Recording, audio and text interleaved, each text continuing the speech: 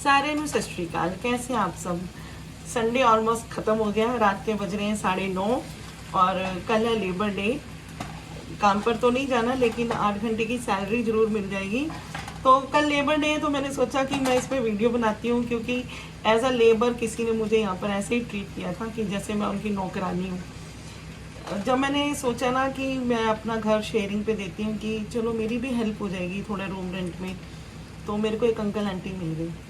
तो जब तो उनको घर चाहिए था तो वो मेरे काम से आने से पहले ही घर के नीचे वेट कर रहे थे पार्किंग में। ठीक है, वो घर पर आए तो मैंने उनको बोला कि आंटी आपको कुछ भी नहीं लेके आना, बिस्तर भी है मेरे पास, बेड भी है, बर्तन वर्तन सब कुछ है, आप आओ आकर रहो।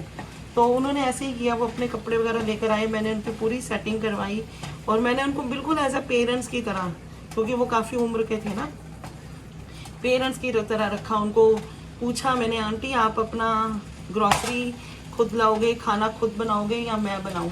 तो उन्होंने बोला कि नहीं हमसे तो बनेगा नहीं, तू ही हमारा खाना बनाना, हम तुझे पे कर देंगे।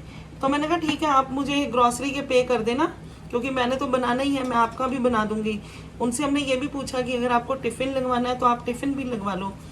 तो उनका बेटा बोला नहीं, टिफ़िन का खाना ये खा नहीं पाएंगे, तो आप इनका खाना बना देना, हम आपको बिल पे कर देंगे। तो ठीक है, मैं उनका खाना बनाने लगी। मॉर्निंग में मैंने उठना, अपना लंच तैयार करना, ब्रेकफास्ट करना तैयार, उनका भी ब्रेकफास्ट लंच तैयार करना, शाम को आके फटाफट फिर से उनके लिए डिनर रेडी करना सबके लिए कि नहीं ये थक गए हैं, इनको जल्दी सोना है। संडे के दिन वो गुरुद्वारे चले जाते थे, मतलब बिल्कुल पेरेंट्स की तरह। उनको कमरे के अंदर ही मैंने दूध भी गर्म करके दे के आना। तो लेकिन उन्होंने मुझे ऐसे सोच लिया कि ये तो हम इसके घर पर नहीं, यही हमारे घर पर रहने आई है।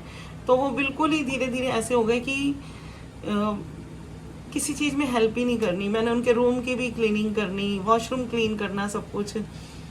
तो जब वो उनका बेटा उनको 1 महीने बाद वापस ले गया अचानक से कि नहीं ये वापस रहेंगे, जब उन्होंने, क्योंकि मुझे तो आदत है ना एवरीडे खाना बनाना और सब कुछ अच्छे से लेके आना, कि हम कमा रहे हैं तो हम अच्छे से रहें। तो मैं उनको आके बिल देती थी, तो शायद उनको ये हो गया कि नहीं कुछ ज़्यादा हो रहा है। तो और उनका ध्यान भी बेटे के घर की तरफ ही रहता था, तो वो उन्होंने बोला कि हम उसी के पास जाकर रहेंगे। तो मैंने कहा ठीक है, अच्छी बात है ना, आप अपने बेटे के घर वापस जा रहे हो, उनके साथ ही रहो, वो ही आपकी फैमिली है। लेकिन उन्होंने काम पर क्या कहना शुरू किया, वहाँ पर लोगों ने मुझे बताया कि नहीं ये तो हमसे ना ग्रॉसरी के पैसे ज़्यादा लेती थी।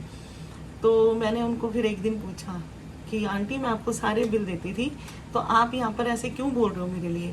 आपने ये नहीं देखा कि ये सुबह उठती है, हमारे लिए भी खाना, एक मैं अपने एक के लिए खाना रेडी कर रही हूँ, तो उल्टा हमारे लिए ये खाना बना के दे रही है, लंच भी रेडी कर रही है, ब्रेकफास्ट भी रेडी कर रही है, घर आती है तो डिनर भी बनाती है, हमारे रूम की भी सफाई करती है, और कोई नहीं करता यहाँ पे। ऐसा पेरेंट्स की तरह ही हमें रख रही है और हम इसके लिए क्या बोल रहे हैं? तो यहाँ पर रिश्ते बनाना बहुत आसान है ना, लोग बना तो लेते हैं लेकिन निभाते नहीं हैं, ऐसे ऐसे लोग भी होते हैं। उसके बाद मैंने कानों को लगा लिया हाथ कि रूम खाली रहे लेकिन किसी को भी मैं शेयरिंग पे नहीं रखूँगी, क्योंकि अपने से तो नहीं होती किसी के लिए सफाइयाँ, क्योंकि काम पर जाओ और अपनी फैमिली का हो जाता है लेकिन दूसरों का नहीं होता, और इजी भी नहीं है। अभी भी मुझे कई लोग पूछते हैं कि रूम खाली है, तो मैं बोलती हूँ हाँ खाली है लेकिन दूंगी नहीं। तो इतना बैड एक्सपीरियंस है यहाँ पर मेरा। तो आज के लिए बस इतना ही।